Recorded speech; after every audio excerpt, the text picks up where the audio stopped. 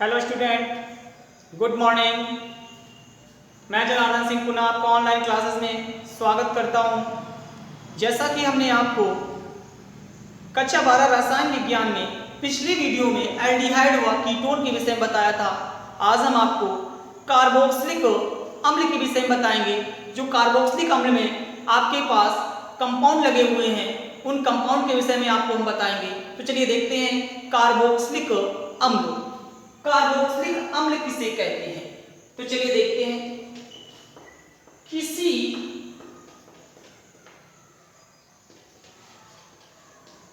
कार्बनिक यौगिक में बॉन्ड COOH, या इसको हम संरचना में लिख सकते हैं बॉन्ड C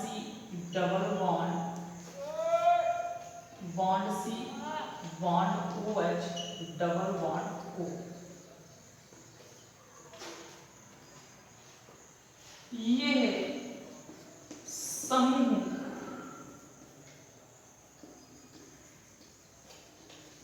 उपस्थित हो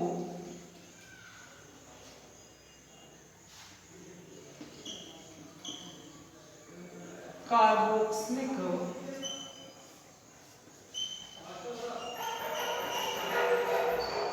अम्ल कहलाता है। किसी कार्बनिक यौगिक में बॉन्ड COOH यानी कार्बोक्सिलिक समूह उपस्थित हो, उसे क्या कहेंगे आप? कार्बोक्सिलिक अम्ल कहेंगे। इसका सामान्य फार्मूला बनता है एलिफैटिक के लिए RCOOH। इसका IUPAC नाम होता है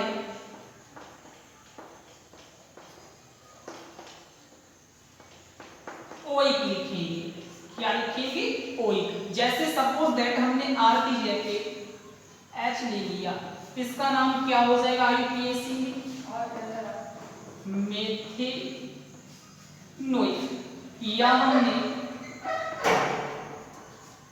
CH3 ले लिया तो क्या बन गया आपके पास? एथेनोइक। इसे हम फार्मिक अम्ल कह सकते हैं, एस्टिक अम्ल कह सकते हैं। IUPAC नाम इसका क्या आ जाएगा? मेथेनोइक या एथेनोइक। इसका CH3COOH का। अब हम आ जाते हैं कि कार्बोक्सिलिक अम्ल किस प्रकार आप बनाएंगे। कार्बोक्सिलिक अम्ल को आप किस प्रकार बनाएंगे? तो चलिए देखते हैं कार्बोक्सिलिक अम्ल बनाने की विधियां।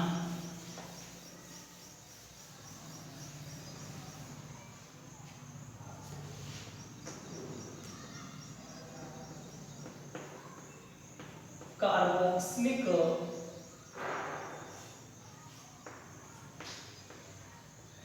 अम्ल बनाने की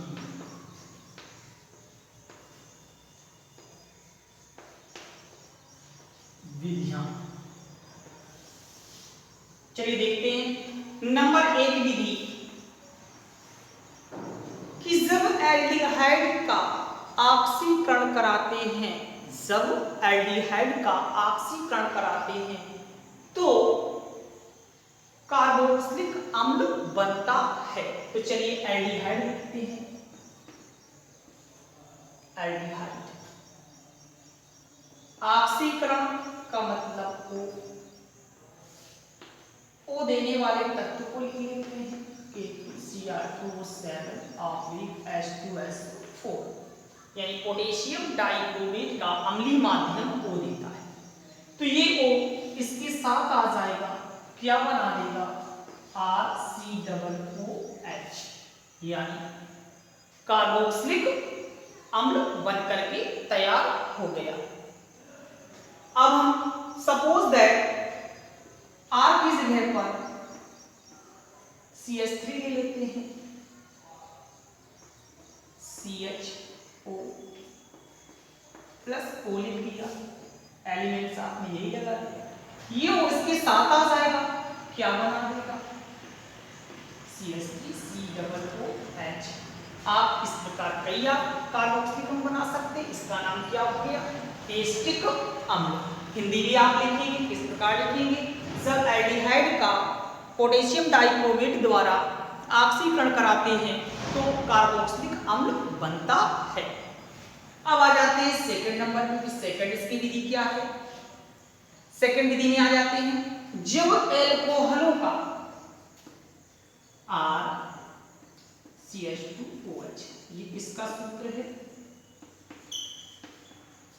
एल्कोहल का ऑक्सीकरण कराते हैं। चलिए हमने ऑक्सीकरण करा दिया, K2Cr2O7H2SO4। तो सर्वप्रथम क्या बनाएगा? देखिए दोनों H क्या ले जाएंगे? O को ले जाएंगे। क्या बना दिया? H2। शेष क्या बच गया आपके पास? RCOH बचा, यानी पहले क्या बन गया आपके पास? एल्डिहाइड बन गया। और एल्डिहाइड का हम पुनः ऑक्सीकरण करा दें तो ये इसके साथ आ जाएगा, क्या बना देगा? RCOOH। तो आप लिखेंगे कैसे इसे हिंदी में? जब एल्कोहलों का ऑक्सीकरण कराते हैं तो कार्बोक्सिलिक अम्ल बनता है। इसके बाद ये आप रिएक्शन दे सकते हैं। इसमें आप और भी रिएक्शन दे सकते हैं, जैसे मैं R की जगह पे सपोज दैट CH3 ले लिया, CH2OH प्लस O। ऑक्सीकरण आपके पास एलिमेंट्स वही है, ये O इसके साथ आ जाएगा, क्या बना देगा? H2O आपका निकल गया। शेष क्या बच गया आपके पास? CH3 बच गया, CHO बच गया। इसका हमने पुनः ऑक्सीकरण करा दे तो ये O इसके साथ जुड़ जाएगा, क्या बच जाएगा? CH3COOH, यानी एस्टिक अम्ल। इसी प्रकार आप फार्मिक अम्ल बनाना चाहते हैं, इसको लेंगे जाकर के मेथिल एल्कोहल को लेंगे। अभी हम कौन सा एल्कोहल ले रहे हैं? एथिल एल्कोहल ले रहे हैं। आगे बढ़ते हैं, नंबर तीसरा, कि जब कार्बन डाइऑक्साइड की क्रिया ग्रिग्नार्ड अभिकर्मक से कराते हैं। चलिए देख लेते हैं।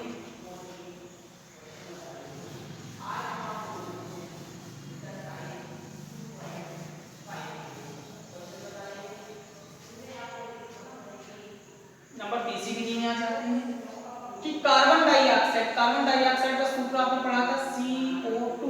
तो क्या हम इसे संरचना सूत्र में लिख सकते हैं? C double bond O double bond O। कोई दिक्कत इसमें हम महसूस करते हैं कि आपको कोई प्रॉब्लम समझ में नहीं आनी चाहिए। कि क्रिया ईथर की उपस्थिति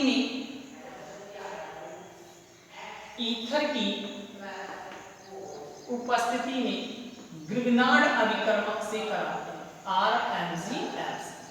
ये है आपके पास ग्रिग्नार्ड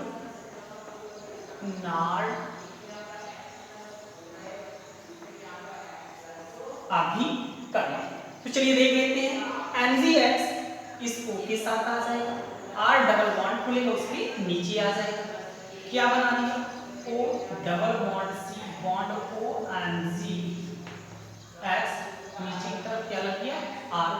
यदि इसका हम जल अपघटन करा दें तो ये क्या बना देगा? ये H ले करके हट जाएगा, क्या बन के निकल जाएगा? MgOH बन के निकल गया। शेष क्या बच गया? R बच गया, CO बच गया और OH बच गया।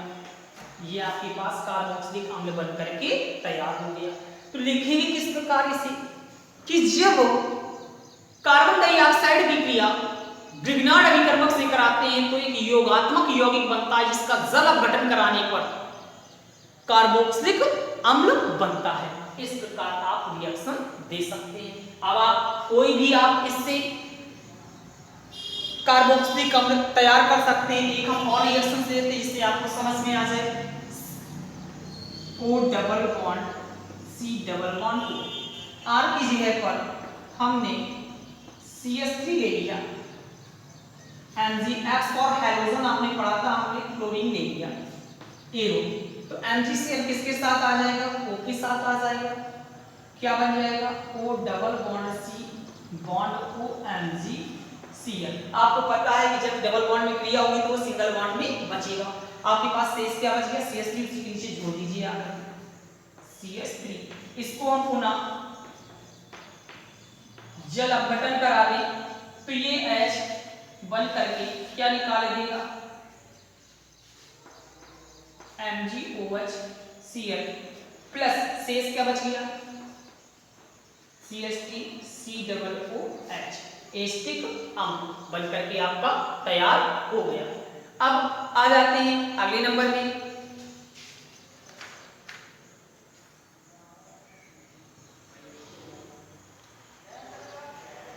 कि इनकी विधियों के विषय में आपने समझ लिया। अब इनके गुणों के विषय में जानते हैं कि इनके गुण क्या होंगे।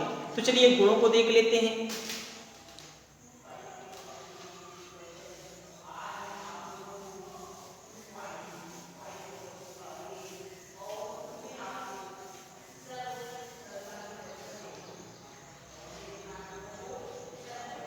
गुण यानी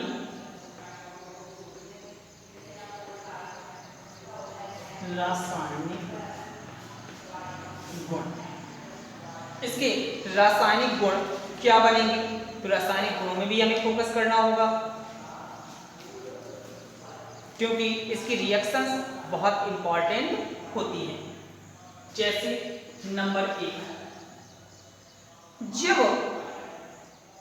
कार्बोक्सिलिक अम्ल की क्रिया प्रबल क्षार धातुओं से कराते हैं, जैसे हमने RCOOH कार्बोक्सिलिक अम्ल प्लस Na ले लिया, तो ये क्या बना के आएगा, ये Na इसके साथ आ जाएगा, H को बाहर कर देगा तो H आपका H2 के रूप में निकलेगा, शेष क्या बच जाएगा RCOONA। कितने 2 निकल रहे हैं, 2 कितने गुना कर दे, 2 इसमें कितने गुना कर दे, 2 का इसमें कितने गुना कर दे, 2 का। रिएक्शंस आपकी कंप्लीट हो गई।